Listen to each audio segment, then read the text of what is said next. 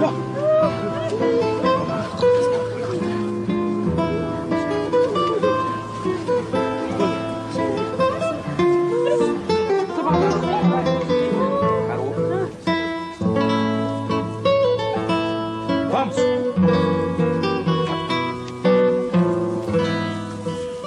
O que o português veio encontrar no Brasil? Um povo articulado em império, como os incas e astecas? Não, aqui vivia uma das populações mais rasteiras da América. Então, o que é que o português encontrou? Foi quase um bando de crianças, crianças grandes, com uma cultura verde, ainda incipiente. Vamos fazer uma avaliação do que aconteceu, né? Porque aconteceu que não tinha verdade a cena. Com a intrusão europeia, desorganiza-se entre os indígenas da América a vida social e econômica. Desfaz-se o equilíbrio entre o homem e o meio físico. É com estas palavras que Gilberto Freire inicia o segundo capítulo de Casagrande Senzala, dedicado ao indígena na formação da família brasileira. Entre a América do Norte e a América do Sul, o processo de dominação da raça considerada superior sobre a raça dita, desprezada como atrasada, foi diferente de acordo com as disposições do colonizador, no caso dos ingleses e espanhóis, a consciência de que eram superiores e de que o nativo era inferior, e no caso do colonizador português, a nenhuma consciência de raça, de modo que encontraram aqui uma sociedade selvagem, mas confraternizante. Mas o Gilberto Freire também diz que os índios brasileiros não possuíam palácios nem riquezas, mas possuíam sim sua cultura e por isso precisavam lutar. Sem dúvida, querida, mas moravam em ocas. E os incas e astecas tinham palácios de bronze. E os espanhóis o que fizeram? Despedaçaram esse bronze para com seus cacos construírem a obra de colonização e iniciarem uma suposta cristianização de povos atrasados. Os índios brasileiros, talvez por incapacidade de adaptação a essas novas regras e técnicas trazidas pelos portugueses, acabrunharam-se, ficaram deprimidos e com isso facilitaram a colonização. Foi híbrida a sociedade brasileira? Foi. Híbrida de branco com índio e depois com negro. Mas desenvolveu-se harmoniosamente. Porque o conquistador aproveitou ao máximo os valores e a experiência da cultura indígena. Então constituiu-se esta sociedade cristã, na superestrutura, com a mulher indígena recém-batizada, naturalmente, como esposa e mãe de família. Quando os portugueses chegaram, precisavam povoar rapidamente a costa brasileira. Então, mesmo que eles não gostassem de mulheres exóticas e diferentes, eles tiveram que ficar com as índias, porque não existiam mulheres brancas, ou pelo menos eram raras, né? Eram muito felizes, porque, além de não ter preconceito, chegam no Brasil e as índias correm a se esfregar nas pernas deles, porque tinham, segundo Varnhagen, atração priápica por gente branca, mas o Capistrano, mais severo, dizia, não, são motivos sociais que levam as índias a correrem para os brancos, porque queriam ter filhos daqueles que consideravam deuses. O ambiente em que se desenvolveu a sociedade brasileira foi de quase intoxicação sexual. O europeu descia escorregando em Índia nua. Até os padres da Companhia de Jesus tinham que ter cuidado para não atolar o pé em carne. O próprio Anchieta descreveu isso, né? As índias desnudas, correndo atrás dos portugueses, deitando-se com eles nas redes. No início, essa relação foi somente física, com gosto de carne. Dessa relação nasceram as crianças, ruivas, loiras, se criavam soltas pelo mato, livres, sem educação cristã.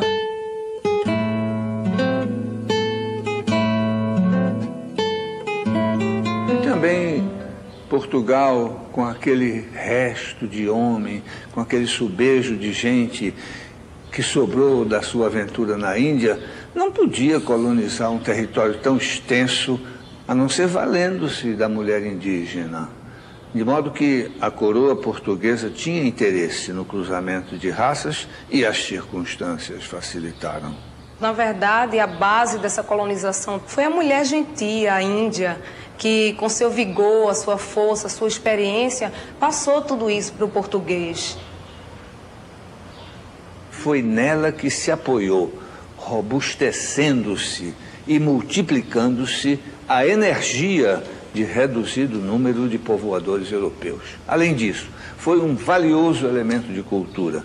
Ensinou o brasileiro os alimentos que ainda hoje estão em uso, drogas, remédios, o cuidado com a criança, utensílios domésticos e, acima de tudo, ensinou o brasileiro a tomar banho. Ah, Cunhã, é dela que vem o melhor da cultura indígena. O asseio pessoal, a higiene do corpo, o caju, o milho, o mingau. O brasileiro de hoje é apaixonado por banho, sempre de pente e espelhinho no bolso. O cabelo com loção e óleo de coco. Essas lembranças vêm das nossas remotas avós. Mas é preciso não esquecer do índio, né? Ele fracassou no rame-rame da lavoura cotidiana, mas o seu papel, Gilberto Freire mesmo diz, foi formidável. Como quê? Como guia, como canoeiro, como guerreiro, como caçador, como pescador. E também o seu papel na expansão das fronteiras coloniais brasileiras no sentido ocidental. A sua participação na defesa da Casa Grande e das riquezas acumuladas nos armazéns foi uma verdadeira muralha humana, sabe, que foi necessária para essa defesa. E aí, quem é que fez parte dessa muralha? Foi o índio ou o caboclo de arco e flecha? É, porque a enxada na mão do índio, nem pensar, né? Eles não conseguiam trabalhar na lavoura usando enxadas.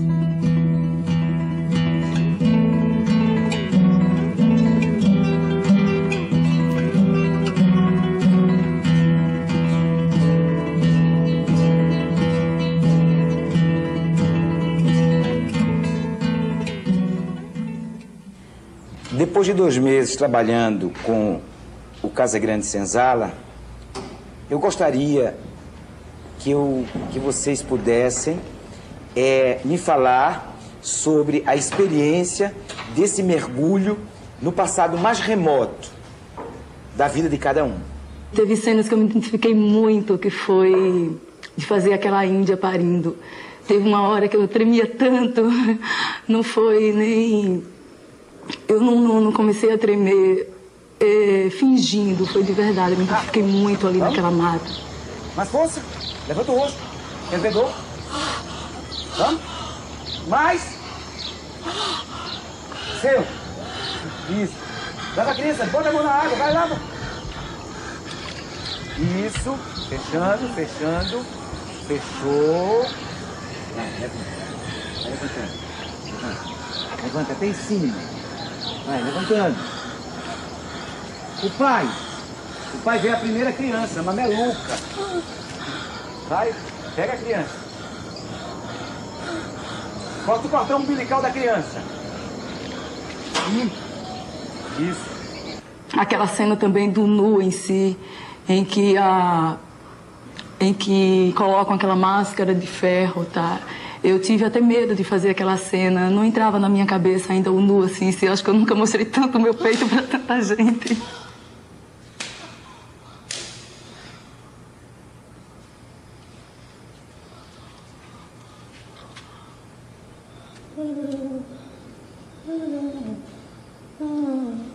Minha avó, ela é descendente de índios, sou filha de negros, tá? E meu pai eu não conheci. Quando ele se separou da minha mãe, eu ainda estava de braço, né? Tinha alguns meses. Mas minha mãe, né, que eu costumo sempre chamar assim, ela sempre falou para mim: Bárbara, nunca baixa a cabeça.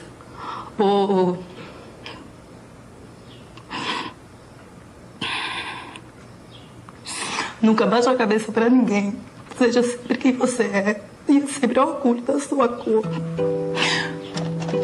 Foi tremendo o esforço dos jesuítas para impor a monogamia numa sociedade polígama. E o pior, não contavam com a colaboração dos clérigos, dos chamados padres diocesanos, porque estes facilitavam muito as uniões ditas ilícitas nas quais estavam interessados. Então, vem o português, já amante da poligamia pelo contato com os mouros, aí eles encontram um verdadeiro paraíso. Duas sexualidades exaltadas se encontraram nas praias deste país, a do português e a do indígena. Gilberto Freire discorda da ideia geral de que a lubricidade do brasileiro, essa mania de ser garanhão, desbragado, pegando toda mulher ao seu alcance, que foi transmitida pelo africano. Para ele, o africano foi dos 3 elementos que formaram o Brasil, o sexualmente mais fraco. E o mais libidinoso, o português. Paulo Prado também se refere a este encontro em nossas praias do desregramento português com a sensualidade do índio. Mas diz Gilberto que ele devia ter sido mais preciso, devia ter dito a sensualidade da Índia. Esse desregramento sexual, que é até referido por Américo Vespúcio numa carta a Lourenço dei Médici. Eles têm tantas mulheres e os filhos vão se juntar com as mães, e os irmãos com as irmãs, e os primos com as primas, os tios com as sobrinhas, e o caminhante com aquela que encontrar. Mas o padre Anchieta, ele observou que as mulheres eram consideradas como sapos de pari. O parentesco vinha todo do lado do pai. Tanto é que ninguém se importava que a sobrinha se juntasse com o tio, contanto que isso fosse do lado da mãe. Até os padres realizavam as cerimônias de casamento entre eles. Gilberto Freire também discorda de Vespúcio. Ele acha que o intercurso sexual entre os indígenas desta parte da América não era assim feito tão à solta, né? Que os indígenas não praticavam o sexo com tais requintes a que os europeus estavam habituados. Eles o faziam com inocência. E mesmo quando ofereciam uma mulher ao viajante, era pelo senso de hospitalidade e não maliciosamente. Não havia malícia entre os indígenas, havia na cabeça dos primeiros cronistas, dos primeiros viajantes e dos padres. O europeu veio e observou que o índio era fraco sexualmente. Nada disso. Ele estava acostumado a ver mulher pelada, isso para ele era natural. Então a vontade de fazer sexo vinha também naturalmente. Isso era um ciclo. Não porque ele estivesse vendo mulher pelada que a todo momento ele quisesse fazer sexo. A gente pode imaginar como foi difícil, como foi esquisito, como foi escandaloso para os jesuítas chegarem ao Brasil e virem os índios com várias mulheres. Porque eles praticavam à solta a poligamia. No século XVI, o homossexualismo era livremente praticado. Gabriel Soares ficou horrorizado como os Tupinambá estavam muito afeiçoados ao pecado nefando. Alguns tinham até tenda própria e recebiam quem quisesse nelas. A Inquisição puniu vários índios pela prática do homossexualismo, mas isso para os índios não era pecado nenhum. O padre Cardim chegou a ouvir muitos em confissão e disse que isso era apenas um pecadilho. Eu sempre pensei que eu não era uma pessoa comum, que eu era uma pessoa que quebrava convenções e que não tinha preconceitos. E eu sempre tenho essa mania de fazer o que as pessoas não esperam que eu faça. E ontem eu descobri que... Eu acho que eu descobri que eu sou uma pessoa absolutamente normal, como eu não esperava ser. E como uma pessoa normal, eu sou muito preconceituoso. E eu não passo de uma pessoa que só sabe obedecer às convenções normais da sociedade. Porque eu sempre achei que eu não tinha problema com negros. Exatamente. E aí ontem a gente fez uma cena em que eu fazia o senhorzinho, quer dizer, uma pessoa da Casa Grande. E é muito estranho quando a gente coloca o figurino e a gente, sei lá, a gente incorpora melhor, a gente se sente mais completo em teatro quando a gente está com o figurino. E eu acabei pensando assim, me identificando com o senhorzinho. E aí, quando foi uma hora, eu disse, meu Deus, eu tô representando um senhorzinho, mas quando eu tirar essa roupa, eu vou ser exatamente igual ao senhorzinho. Depois do que eu ouvi de André, fica um pouco embolado a cabeça da pessoa. A pessoa pensa que dá entre amigos e de repente chega um depoimento desse, que ele se acha racista, mas isso é normal. Eu espero que ele supere isso. Até porque lá na cozinha ele vai encontrar um familiar dele que é negro. Quando uma raça que tem consciência de sua superioridade encontra-se com outra que ela considera inferior, ocorre sempre um choque cultural. Salvam-se, às vezes, formas e acessórios, mas perde-se aquilo que os antropólogos definem como potencial, isto é, a capacidade criadora da cultura, o seu elan vital. Por isso, Gilberto Freire define o resultado desses encontros com duas palavras: extermínio e degradação. O conquistador podia ter deixado que o conquistado se elevasse até os seus padrões. Ele podia fazê-lo até por imitação natural ou forçada. Mas não, o que ele queria, o conquistador, era abafar tudo, acabar com toda a espontaneidade cultural e impor os seus padrões. De início, o que houve foi um verdadeiro colapso da moral católica. Por quê? Vinha um reduzido número de colonos, saltavam das naus ávidos por mulher e encontravam índias nuas à sua disposição. Mas chegaram os padres da Companhia de Jesus e deram à colonização um ritmo puritano. Não tão rígido quanto o dos puritanos verdadeiros que chegaram aos Estados Unidos, mas, de qualquer maneira, suficientes para sufocar qualquer espontaneidade que fosse em desacordo com a moral católica e as convenções europeias. Os colonos pouco se importavam que os índios andassem nus. Parece até que gostavam disso. De um desses colonos, um rico, se sabe que ele se dava ao luxo de ser servido à mesa por índias nuas. E parece que não era um caso raro. Agora chegam os padres e, por pudor, vestem os índios e ficam os pobres dos índios com aquelas roupas desajeitados. Também os calvinistas franceses procuraram vestir as índias.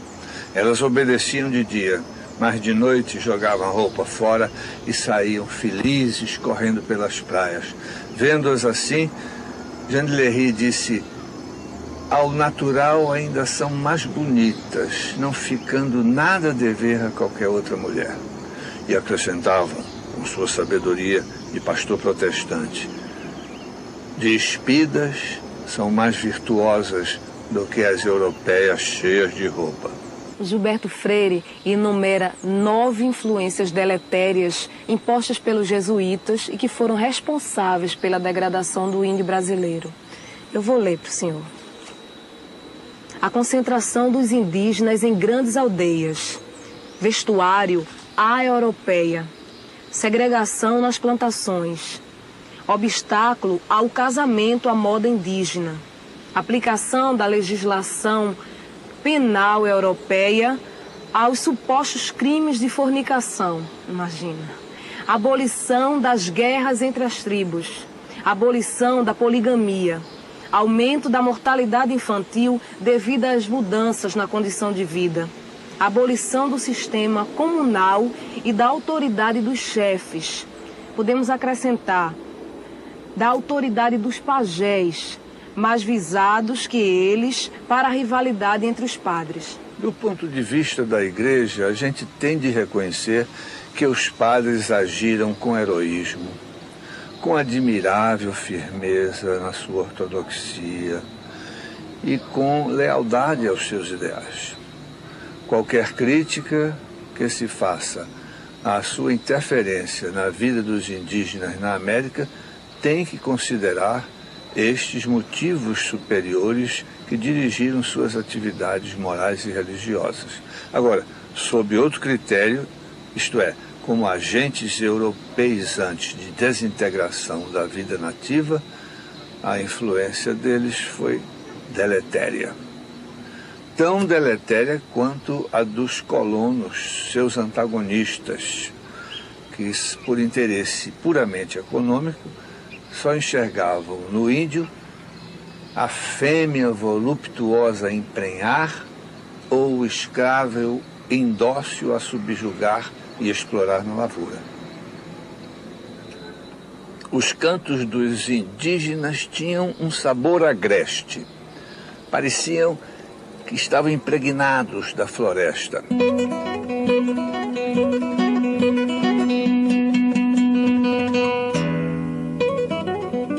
Foram substituídos por outros que os próprios padres compuseram, secos, mecânicos, cantos devotos em que não se podia mais falar do amor, só de Nossa Senhora e dos santos. A naturalidade das línguas regionais, substituída por uma só língua, a língua geral. E as danças? As danças indígenas estavam impregnadas de instintos, interesses e da energia animal da raça conquistada. Os padres impuseram uma dança sem graça, que os colomins dançavam quase sem gosto. Separaram a arte da vida.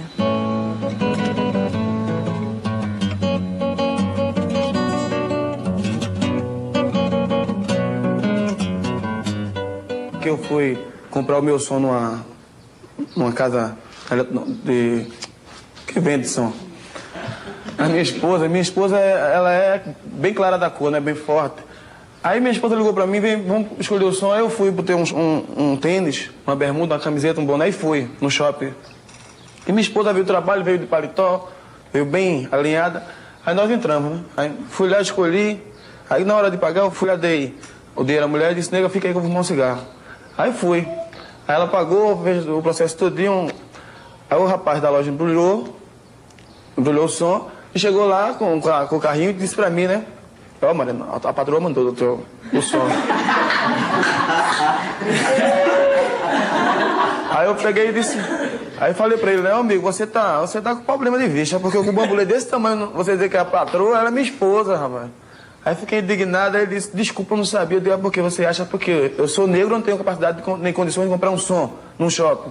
Aí ele disse, não quis lhe magoar não. Eu digo, mas já magoou. Entendeu? Eu que te dava, eu que te deram um grande amor, menor qualidade, mas você não, depois do a vida é de lá. Como é a sua sexualidade? Por que ela é tão intensa? Fale sobre isso. Minha sexualidade... Pra mim, no meu ouvido, como é isso? Vai. É bem normal, é bastante normal, porque eu... Hoje mesmo tem até um lance a relatar.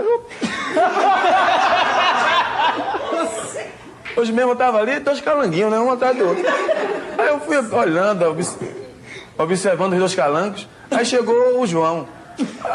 Até que o calango maior conseguiu pegar a calanga. Aí eu disse, ô João. Ô João, se eu disse uma coisa, tu acredita? Ele disse, não, é o quê? Eu falei que eu tô de pênis ereto, meu bicho.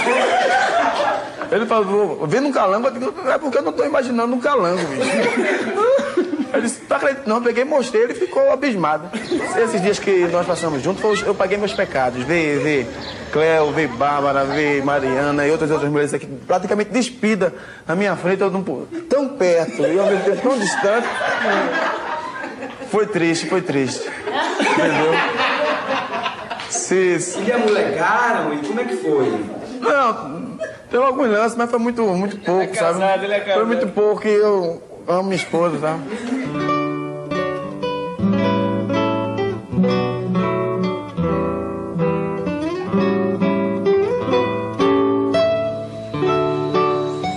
Os homens se esmeravam no fabrico de arcos e flechas, de instrumentos musicais, de alguns adereços para o corpo. Agora, o trabalho mais duro era naturalmente a construção da oca. Outra invenção, eles protegiam a oca com cercas de pau a pique, e os portugueses logo aproveitaram para a defesa das casas grandes dos engenhos contra os inimigos. Sem dúvida, do ponto de vista econômico e social, a mulher foi mais útil que o homem. Porque a partir de certo momento, a organização agrária teve que se estabilizar. Na verdade, o que a mulher era mesmo era burro de carga. Passava o dia trabalhando para o bem-estar de todos, servindo um, servindo o outro. Era a escrava do homem. E os homens ainda eram defendidos pela poligamia. E nisso tinham várias escravas. Mesmo quando grávida, ela não deixava de carregar fardos e de fazer o suprimento de água. Quando mãe, tornou-se aí, vem Gilberto Freire com sua imagem, um verdadeiro berço ambulante da criança. Sem falar que elas fabricavam os utensílios domésticos, os alguidares, as cuias, as cabaças para beberem água. A mulher indígena preparava a maior parte dos alimentos com a massa ou farinha de mandioca. Gabriel Soares viu os indígenas raspando a raiz da mandioca até que elas ficavam alvíssimas. Logo, Coluno recebeu esta lição da mulher indígena e substituiu o pão de trigo europeu pelo pão de farinha de mandioca. Hoje, a maior parte dos brasileiros adotou a mandioca como sua principal comida. E a técnica do seu fabrico é quase igual à técnica utilizada pelos indígenas.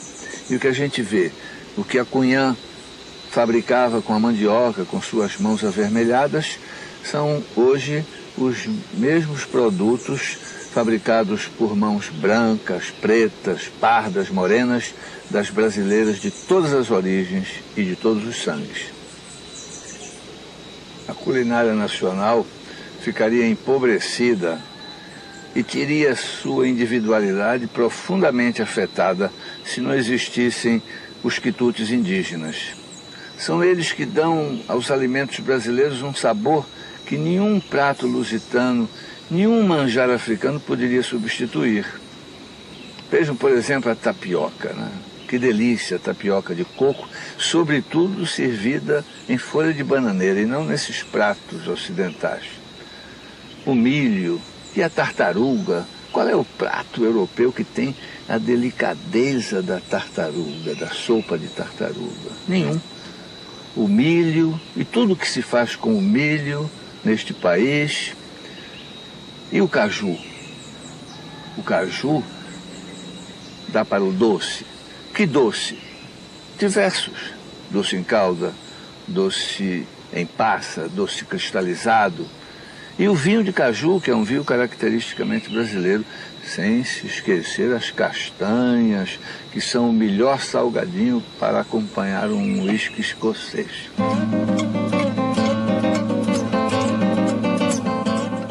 Acho que a libido de todo mundo aqui estava à flor da pele mesmo, porque nas cenas tinha tudo sexo, fora as brincadeiras, tudo relacionado a sexo, né? E a primeira vez também aqui que eu acho que para muita gente trabalhou com o nu artístico de uma maneira poética, né? De uma maneira muito bonita, que deu orgulho de fazer.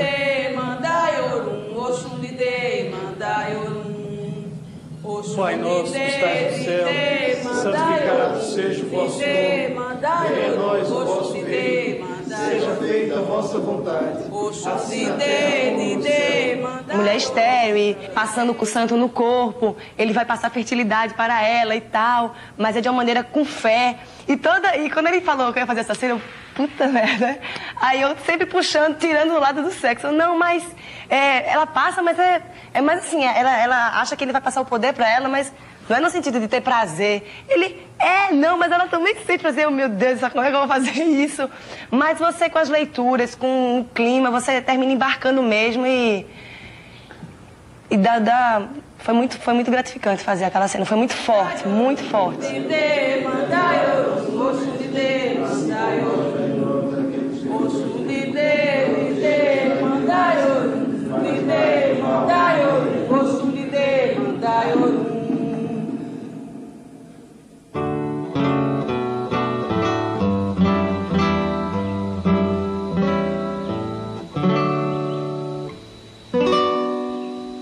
Para Gabriel Soares, o missionário ideal para evangelizar o indígena brasileiro era o franciscano, principalmente porque os índios tinham tudo em comum, como os frades.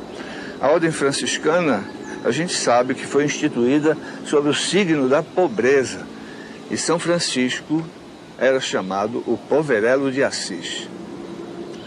Em Casagrande Senzala, Gilberto Freire reforça o elogio do missionário franciscano feito por Gabriel Soares. Ele recorda como os franciscanos sempre foram anti-intelectualistas, anti-mercantilistas. Era Francisco de Assis repudiando em plena praça a riqueza de seu pai. Líricos na sua simplicidade, os franciscanos de alpercatas e cabeça raspada, amantes das artes e das pequenas indústrias. A gente se lembra de Giotto e de outros grandes pintores franciscanos, muito ligado à natureza, amante da vida animal e vegetal. São Francisco falando aos pássaros. A grande e principal missão dos catequistas teria sido a de preparar a transição da vida selvagem para a vida religiosa. Eles podiam até ter aproveitado a habilidade manual, a aptidão artística, o talento decorativo dos índios e com isso enriquecerem até a arte ocidental. Mas o que predominou nas missões dos jesuítas foi ora o critério religioso, isto é, transformarem os índios em dóceis e melífluos seminaristas, ora o econômico, de aproveitar-se dos índios em seus aldeamentos para enriquecerem, concorrendo com os colonos na produção e no comércio do açúcar, do mate, do cacau e das drogas.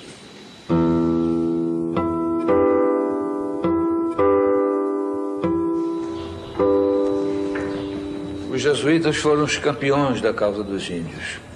Graças a eles, o tratamento dado pelos portugueses aos indígenas desta parte da América não foi tão duro e pernicioso quanto o dos protestantes ingleses. Mas não romantizemos. Não podemos esperar que dominadores tratem os dominados de modo idílico, fraternal. Os próprios missionários adotaram métodos de catequese por vezes cruéis. E da boca de um deles, logo o mais santo e o mais piedoso, José de Anchieta, é que foram recolhidas estas palavras duras: espada e vara de ferro é a melhor pregação. Assim o curumim, o padre arrancava da selva ainda verde, com dentes de leite para morder a mão intrusa do civilizador. E ele foi, por assim dizer, o eixo da atividade missionária no Brasil. O processo civilizador dos jesuítas, portanto, consistiu nisso: o filho educar o pai, o menino servir de exemplo para o homem e a criança trazer gente grande para o rebanho do Senhor e naturalmente para o europeu. Os colégios dos séculos XVI e as missões guaranis eram ambientes de estufa, nos quais os indígenas eram figuras postiças, porque já estavam desligados não somente das tradições morais da cultura nativa, como do próprio meio colonial. Eles desconheciam as realidades e as possibilidades econômicas e sociais do meio do qual foram retirados. Eram como bonecos de mamulengo manobrados por cordas. Os padres tiveram grande dificuldade de se comunicar com os índios, porque cada tribo falava uma língua diferente. Então, o que é que eles fizeram? Criaram uma língua artificial. Como diz Gilberto Freire, eles foram recolher da boca do curumim o material com o que formaram um poderoso instrumento de intercomunicação entre os indígenas. E apesar de toda essa sua artificialidade, foi a base da unidade brasileira, ou uma das bases da unidade brasileira. Sob a pressão daquele imperialismo religioso dos missionários, essa língua artificial serviu para aproximar tribos e povos diferentes na sua cultura, até inimigos de guerra, para depois aproximá-los do colonizador europeu. A gente pode dizer que o conquistador adotou para seu uso corrente, diário, o idioma do indígena e reservou o seu para uso restrito, oficial. E quando mais tarde o português predominou sobre o tupi, popularizando-se, já o colonizador estava impregnado da agreste influência indígena, já o seu português perdera a dureza e o ranço de Reinol, já se amaciara numa língua sem S's nem R's. Quase que se pode dizer que se infantilizara em língua de menino, tudo produto da colaboração do padre com o curumim. Foi em Tupi que ficaram conhecidos os nomes de quase todos os nossos animais e pássaros, quase todas as nossas montanhas e rios, vários dos utensílios domésticos. Em casa se falava tupi, a língua portuguesa, diz o padre Vieira, que vão aprender na escola. E aí ele, que era um mestiço, faz o elogio da mestiçagem, dizendo: as índias e os índios que amam verdadeiramente os seus senhores, que fiquem, que consumam essa união, porque não existe cativeiro mais doce, nem liberdade mais livre.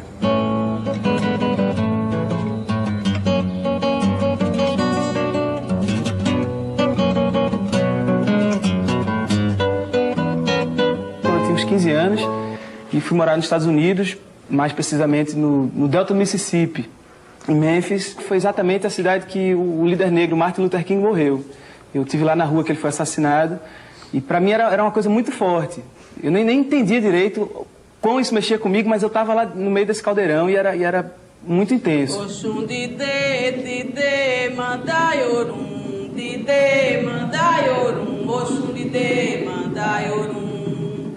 Pai nosso que estás no céu, santificado seja o vosso nome, venha a nós o vosso reino, seja feito. E mexeu muito comigo estar por lá, porque eu era brasileiro, não falava direito a língua ainda, e na escola, de um lado tinha os brancos e do outro lado tinha os negros.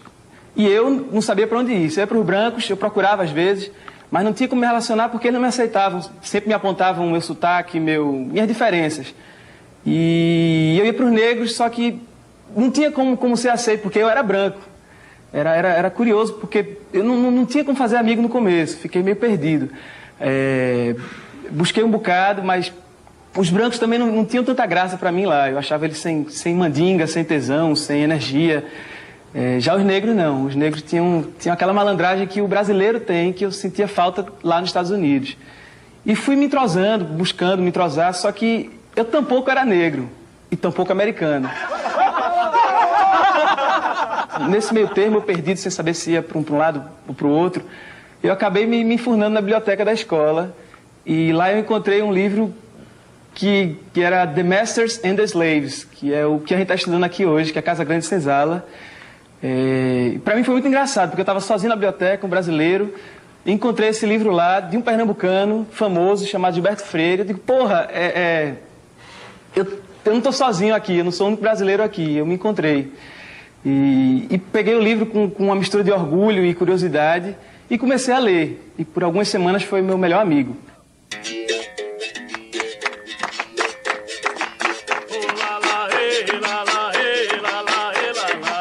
Foi a partir de Gilberto Freire que eu, sei lá eu me encontrei. Eu comecei a avaliar meu tesão pela percussão, meu tesão pela capoeira que eu já praticava, meu lado de andar descalço, as coisas.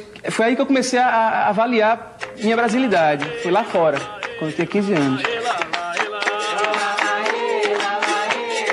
E estou aqui voltando a me encontrar com Casagrande, né? Um retorno que é curioso, porque a gente está aqui no engenho, dormindo numa senzala.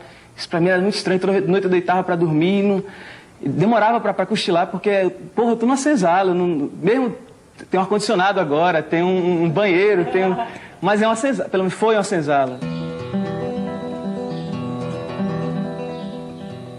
A poesia e a música brasileiras surgiram desse conluio de curumins e padres. Quando mais tarde apareceu a modinha, foi guardando ainda certa gravidade de latim de igreja, uma doçura sentimental de sacristia a açucarar-lhe o erotismo, um misticismo de colégio de padre a disfarçar-lhe a lascívia. Cai a tarde, tristonha e serena, em suave, macio langor, despertando no meu coração a saudade do primeiro amor.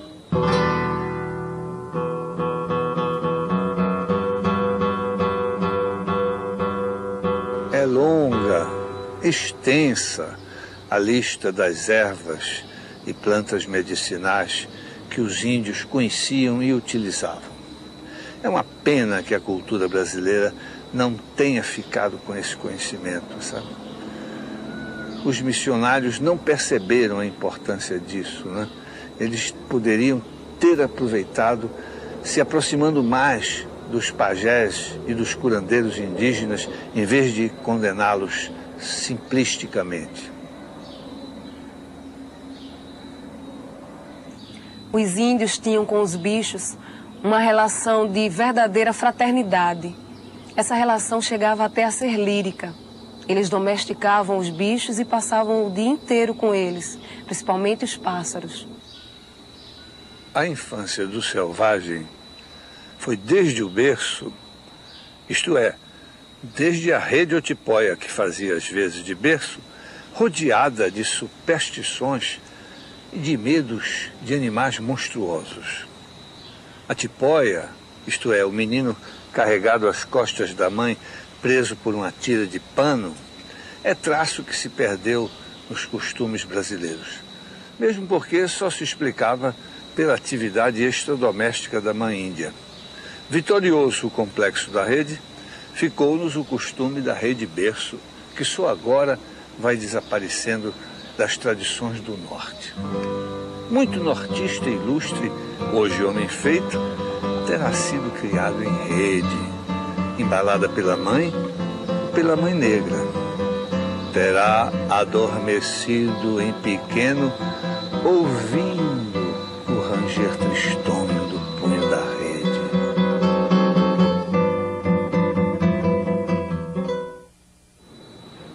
O que nós podemos constatar é que o causador da morte de 300 pessoas de grupo de 400 foi fome.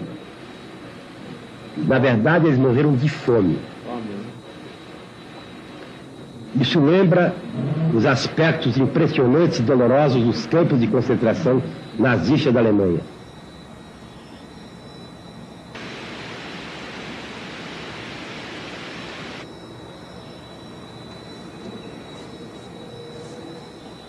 Infelizmente, nem todos os jesuítas permaneceram fiéis aos ideais dos primeiros missionários. Quando se tornaram donos de homens, resvalaram para o mercantilismo e transformaram as missões em verdadeiros armazéns de exportação, negociando com açúcar e drogas, principalmente com o mate no sul e o cacau no norte. Foi o próprio general dos jesuítas, o padre Arouche, nomeado em 1798 diretor da Aldeia dos Índios, quem acusou jesuítas e franciscanos de estarem casando índios com pretas e pretos e batizando os filhos como escravos. Assim, a gente tem que concluir que também os padres se entregaram às delícias do escravismo e aos prazeres do comércio. Os índios começaram a fugir da segregação, como já vinham fugindo de violências ditas civilizadoras praticadas contra eles nas aldeias dos missionários. E quando o Marquês de Pombal desmontou a possante máquina civilizadora dos jesuítas, eles ficaram na miséria, sem condições de manter mulheres e filhos. Algo parecido com o que viria a acontecer no século XIX com os escravos depois da abolição, abandonados pelos senhores e jogados como párias nas cidades, sem assistência da igreja nem do Estado.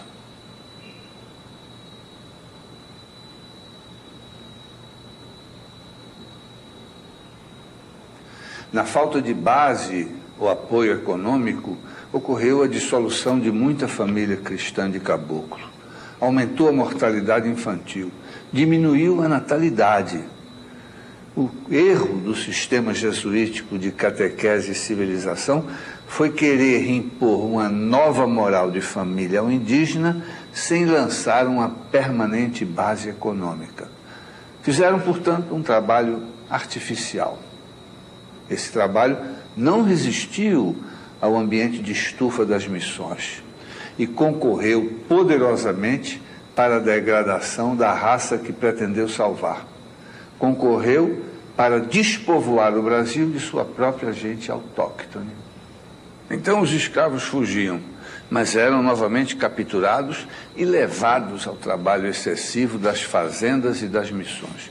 Ocorreu então o que era de se esperar, não é? Um enorme desperdício de gente, um genocídio. Por isso, o padre Vieira disse essas palavras dolorosas: por mais que sejam os escravos que se fazem, mais são sempre os que morrem. E os portugueses judiavam demais dos índios e isso contribuiu para o despovoamento. Esses castigos ficavam cada vez mais frequentes e mais requintados. Os índios, quando viam os jesuítas se aproximar, eles pensavam que as doenças eram causadas, não sem certa razão, pelos padres, aí queimavam pimenta e sal para esconjurá-los. Não adiantou nada, continuou aquela obra terrível de devastação da raça indígena. De início, o índio suportou bem a escravidão, porque ele trabalhava sem abdicar do seu nomadismo, praticamente sem deixar a floresta. O que é que mandavam ele fazer? Abater árvores, transportar touros para os navios, caçar, pescar, defender os senhores contra ataques dos selvagens inimigos e dos corsários estrangeiros, guiar os colonos pelo Mato Virgem. Quer dizer, ele trabalhava sem perder a sua ligação primária com o meio físico. Mas quando chegou a colonização agrária, aí começou o desenraizamento do indígena. Aí ele foi arrancado do seu meio natural.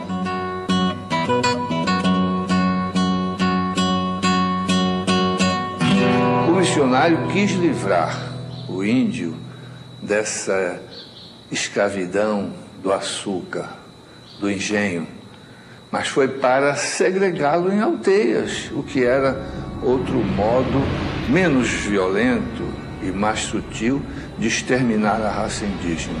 Assim a gente pode dizer que o açúcar matou o índio.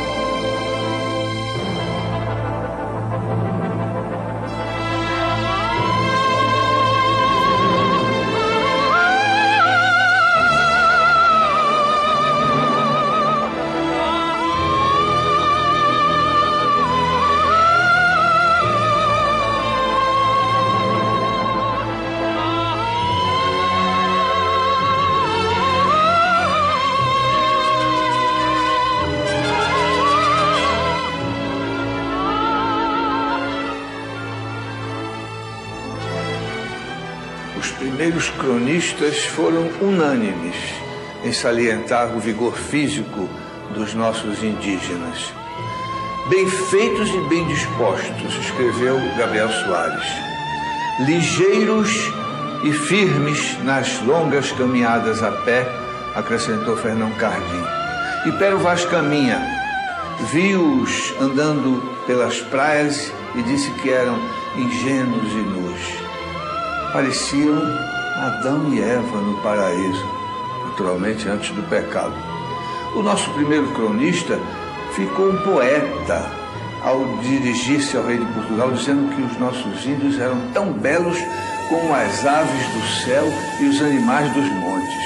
E acrescentou: nunca vi corpos tão limpos, tão gordos e tão formosos. E nós queremos hoje, nesta Eucaristia, pedir perdão ao índio. Também nós queremos pedir perdão à raça negra,